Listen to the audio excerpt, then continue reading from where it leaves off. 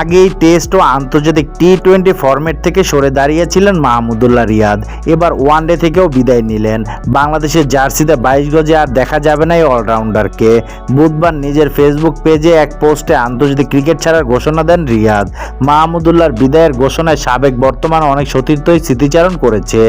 এক সময় সতীর্থ মাশরাফি বিন মুর্তজাও রিয়াদকে নিয়ে পোস্ট করেছে। মাহমুদুল্লাহকে নিয়ে ম্যাচ লিখেছে, দারুণ এক আন্তর্জাতিক ক্যারিয়ারের জন্য অভিনন্দন রিয়াদ।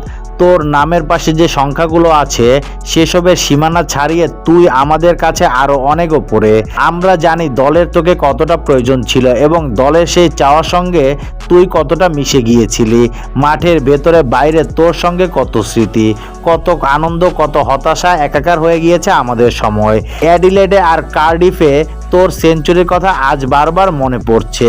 বিশ্বকাপে বাংলাদেশের প্রথম সেঞ্চুরিয়ান। তোর এই অর্জন কেড়ে নিতে পারবে না আর কেউ।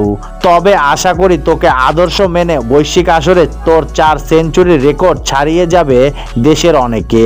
বড় মঞ্চে তুই যেভাবে নিজের সেরাটা মেলে ধরেছিস সেই পথ অনুসরণ করবে প্রজন্মের পর প্রজন্ম। ঘরোয়া ক্রিকেটের তোর বাকি দিনগুলো উপভোগ্য হবে আর অবসর জীবন কাটবে আনন্দে। এই কামনাই থাকলো।